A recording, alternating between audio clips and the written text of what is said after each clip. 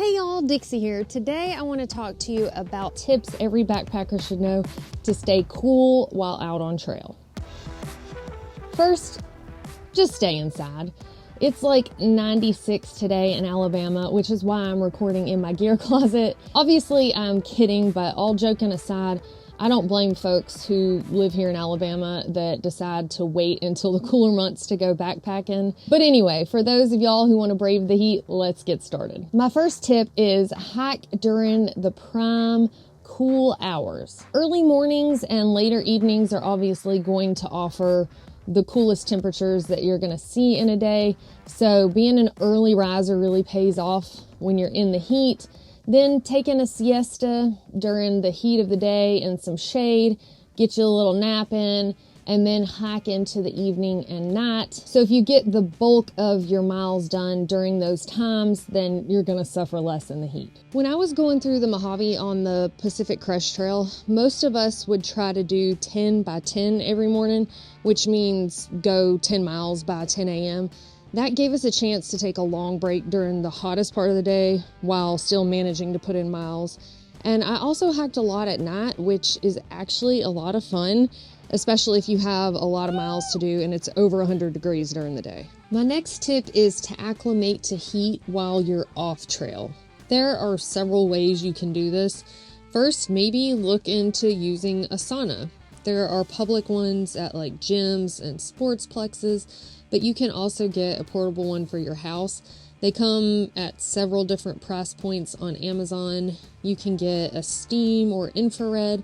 I ended up getting an infrared one that I like using when I'm not pregnant, just for the benefits of sitting in a sauna. Another way to do this is to take long hot baths. Obviously, don't scald yourself with basically boiling water, but get the temperature warm enough that it's not burning you, but that you're sweating and it takes some getting used to.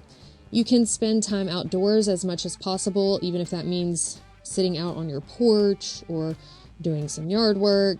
If you're used to being in the AC a lot, then I'd start with a smaller amount of time and work your way up.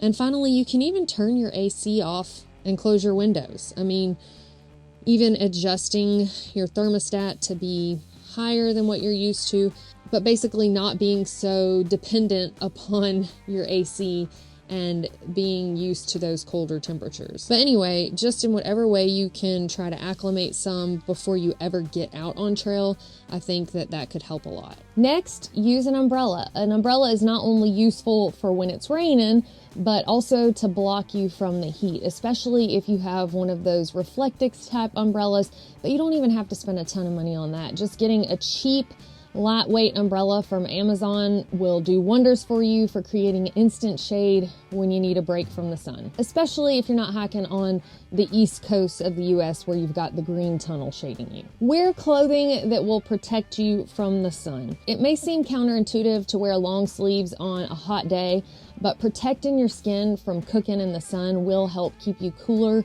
So consider something like a PFG fishing shirt that's well ventilated, or a sun hoodie that's not tight fitted, that's got some room for breathing and air to flow. Next, keep a wet bandana or something similar around your neck. There are different products like cooling towels, and I'm sure a lot of you have your favorites, so if you don't mind sharing those in the comments for people who are in the market and maybe share what you like about it, that could definitely be useful.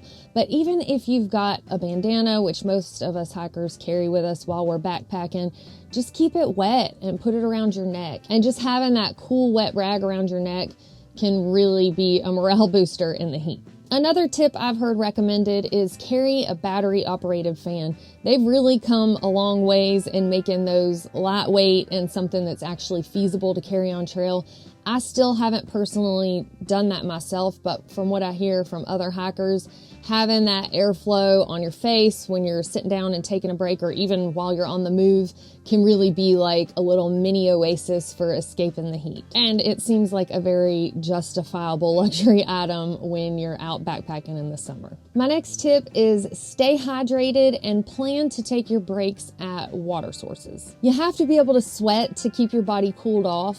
So planning to take breaks at water sources and actually drink water while you're sitting there will help keep you hydrated. And to me, it makes sense to drink a good bit while you're sitting by the source instead of collecting a bunch of water, toting it and exerting that energy, toting all of that water a mile down the way and then stopping and taking a break. Plus, while you're sitting there by a cool water source, the temperatures are going to probably feel a little bit nicer near that water. You can put your feet in to cool off a little bit and maybe even go for a swim if the water is deep enough. But remember to stay up on your electrolytes in addition to drinking that water, because when it's hot outside, you're going to be putting out a lot of sweat and losing salt and other electrolytes. My favorite drink mixture for keeping up with my electrolytes is Element, L-M-N-T.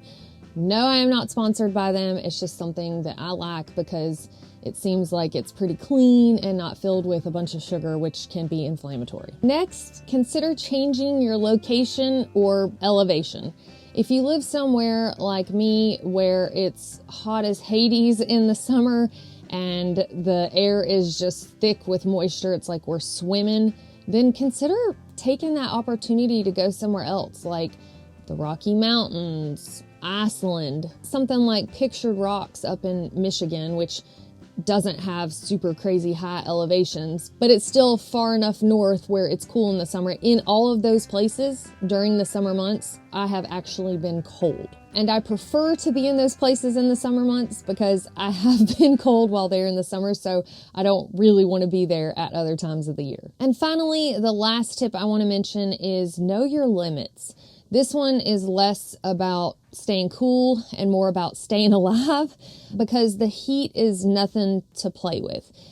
You have to work in breaks. You have to stay hydrated. You have to listen to your body and know when it's telling you that it's time to stop. And if that means that you've got to cut a trip short, go back to the car and get in the AC, do that. Because if you don't live to see tomorrow, then you can't continue to enjoy backpacking and you're not going to see those miles you're trying to push so hard for anyway. Well, all right, y'all, that is all I have for you today.